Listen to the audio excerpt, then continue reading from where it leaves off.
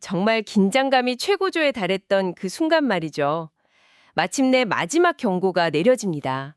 바로 왕 앞에 선 모세, 그리고 이집트 전역에 드리워진 그 거대한 재앙의 마지막 그림자. 오늘 저희는 출애굽 여정에서 정말 중요한 결정적인 한 장이죠. 출애굽기 11장을 좀 깊이 파고들어 볼까 합니다.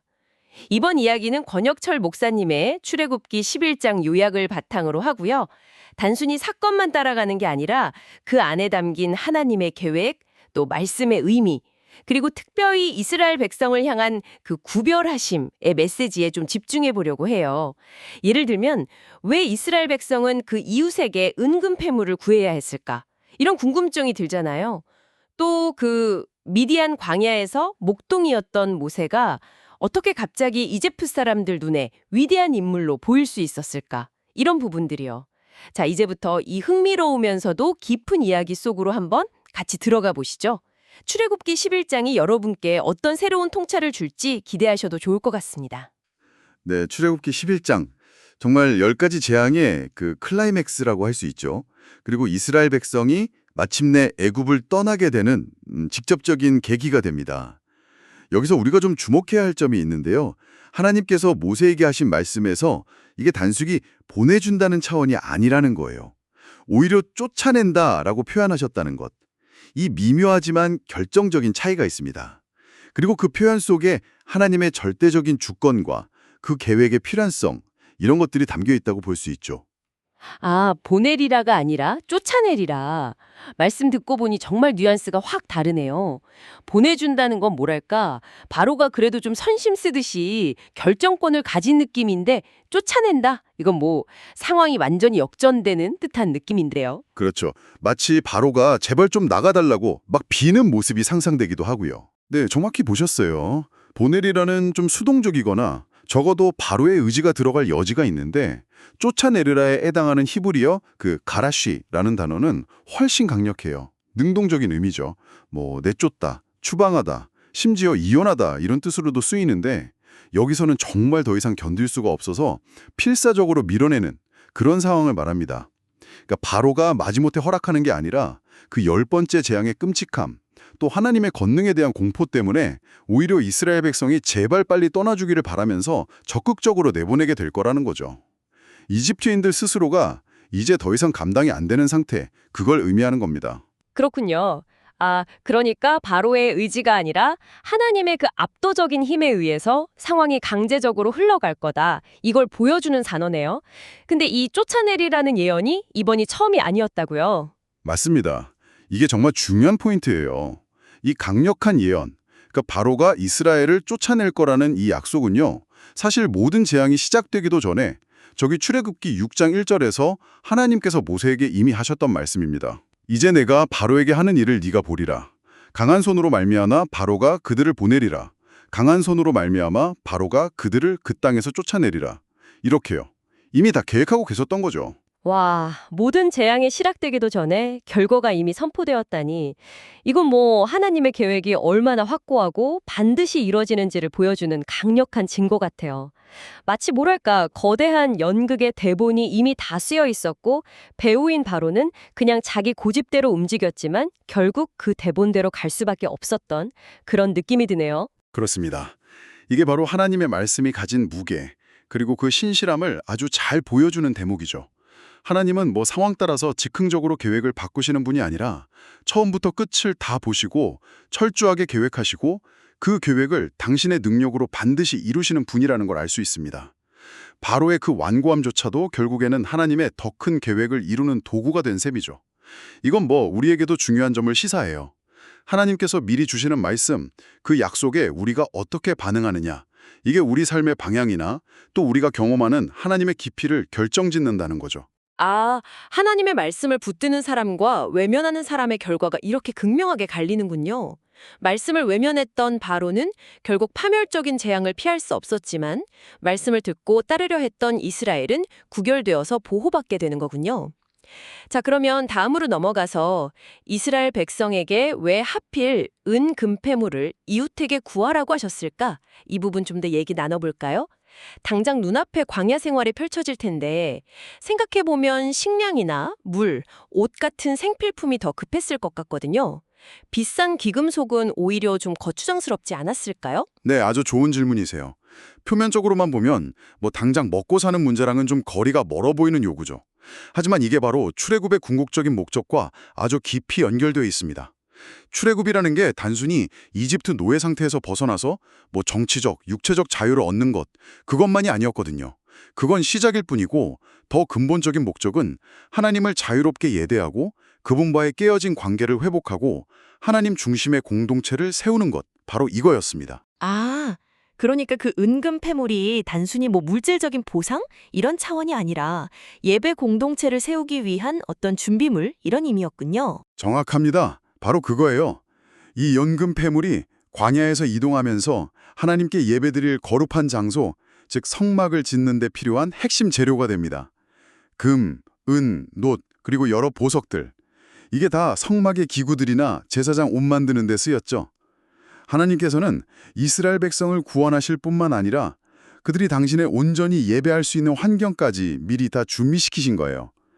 장차 다가올 그 예배의 삶을 위해서 현재의 필요를 채우시는 하나님의 정말 놀라운 예비하심이라고 할 수 있죠. 와, 듣고 보니 정말 놀랍네요. 단순히 노예 탈출이 아니라 새로운 예배 공동체의 탄생을 위한 거대한 계획의 일부였다니. 근데 하나님께서 이걸 이미 오래전부터 준비하셨다는 말씀도 있었죠? 그 부분도 조금만 더 설명해 주실 수 있을까요? 네, 이것도 역시 하나님의 그 치밀한 계획을 보여주는 부분인데요. 출애굽기 1장을 다시 생각해보면 이스라엘 백성들이 노예로서 강제로 동원되어서 지었던 국고성들이 있잖아요. 비동과 라암셋, 바로 파라오의 보물창고인데 거기에 이집트의 막대한 부가 집중되도록 역사가 흘러갔다는 거죠. 근데 아이러니하게도 이스라엘 백성의 그 고된 노동으로 쌓아 올린 그 부가 이제는 그들의 해방과 하나님을 섬길 성막 건축의 재원으로 돌아오게 되는 겁니다. 하나님을 대적했던 바로의 탐욕, 또 이집트의 착지 시스템이 역설적으로 하나님의 구원 계획을 위한 자원을 마련하는 데 쓰이게 된 셈이죠. 이야, 정말 소름 돋는 반전이면서도 하나님의 섭리네요. 근데 자신들이 착취했던 노예들에게 이제 와서 그 귀한 물건들을 내어주는 이집트 사람들의 마음은 어땠을까요? 순순히 내어주었을지 좀 궁금한데요. 수백 년간 자기들 소유물처럼 여겼던 사람들한테 말이죠. 바로 그 지점에서도 하나님의 보이지 않는 손길이 작용한 거죠. 출애굽기 11장 3절을 보면 여호와께서 그 백성으로 애굽 사람의 은혜를 받게 하셨다라고 분명히 나와 있습니다. 여기서 은혜를 받게 하셨다는 게 단순히 동정심을 얻었다 이런 차원을 넘어서요. 하나님께서 이집트 사람들의 마음을 움직이셔서 이스라엘에게 호의를 베풀도록 적극적으로 개입하셨다는 걸 의미합니다. 9번의 재앙을 겪으면서 하나님의 그 압도적인 능력을 봤잖아요, 이집트인들이. 그 마음속에는 두려움과 함께 어떤 경외심 같은 거, 혹은 빨리 이들을 내보내고 싶은 절박함, 이런 게 막 뒤섞여 있었을 거예요. 하나님의 강력한 주권 앞에서는 적대적인 세상조차도 그분의 백성에게 협력하도록 변화될 수 있다는 걸 보여주는 대목이죠. 와, 하나님의 능력 앞에서는 정말 인간적인 계산이나 감정의 벽 같은 것도 다 무너지는군요. 이와 관련해서 모세에 대한 이집트인들의 시선 변화도 진짜 드라마틱해요. 불과 얼마 전까지만 해도 바로에게 맞서는 좀 성가신 존재? 이 정도였을 텐데 11장 3절 후반부에 보면 그 사람 모세는 애굽 땅에 있는 바로의 신하와 백성의 눈에 아주 위대하게 보였더라. 이렇게 기록되어 있어요. 아니 40년 동안 미디안 광야에서 양이나 치던 80세 노인이 갑자기 어떻게 이런 평가를 받게 된 걸까요? 이것도 역시 모세 개인의 어떤 역량이나 카리스마 때문이라기보다는 전적으로 그와 함께 하시는 하나님 때문이었죠. 모세 스스로는 말도 잘 못한다고 위축되기도 했고 출애굽 4.10절 처음에는 지도자 역할을 굉장히 부담스러워했잖아요. 하지만 그가 하나님의 부르심에 순종하고 담대하게 그분의 말씀을 대언하면서 바로 앞에 섰을 때 하나님께서 그에게 권능을 더하시고 위엄을 주신 겁니다. 이건 잠언 16장 7절 말씀, 사람의 행위가 여호와를 기쁘시게 하면 그 사람의 원수라도 그와 더불어 화목하게 하시느니라 라는 그 원리가 실제 역사 속에서 나타난 거라고 볼 수 있어요. 하나님을 기쁘시게 하는 삶, 즉 하나님의 뜻에 순종하는 삶을 살 때 세상 사람들조차도 그 사람 안에 있는 하나님의 권위를 인정하고 존경하게 된다는 거죠. 이게 단순히 옛날 이야기가 아니라 오늘 우리에게도 적용될 수 있는 영적인 원리입니다. 세상 속에서 그리스도인이 어떻게 영향력을 발휘할 수 있는지를 보여주는 중요한 단서이기도 하고요. 와, 그러니까 출애굽이라는 이 거대한 사건은 그냥 노예 해방이라는 정치적 사건을 넘어서 하나님의 백성이 세상 속에서 어떻게 구별되고 변화되고 심지어 대적들의 눈에도 위대하게 비춰질 수 있는지를 보여주는 그 영적인 과정 그 자체였군요. 하나님의 언약이 한 개인과 한 민족을 통해서 어떻게 성취되어 가는지를 정말 생생하게 보여주는 장면 같습니다. 맞습니다. 출애굽은 이스라엘 민족이 단순한 노예 집단에서 하나님의 제사장 나라, 거룩한 백성으로 병모해가는 과정에 정말 중요한 출발점이었어요. 이제 그 과정의 정점이자 가장 비극적이면서도 결정적인 재앙이죠. 바로 10번째 재앙에 대한 경고로 넘어가 보겠습니다. 네, 듣기만 해도 참 가슴 아픈 그 장자 죽음의 재앙이죠. 하나님께서 직접 내가 밤중에 애굽 가운데로 들어가리니 11.4 이렇게 선포하시면서 재앙이 얼마나 임박했고 심각한지를 강조하시는 부분이 특히 인상 깊습니다. 왜 하필 밤중이었을까요? 이 시간적 배경에는 어떤 의미가 있을까요? 밤중은 여러 가지 의미를 내포하고 있죠. 첫째는 사람들이 가장 깊이 잠들어서 무방비 상태인 시간이잖아요. 이건 심판이 정말 예기치 않게 피할 수 없이 임할 거라는 걸 암시합니다.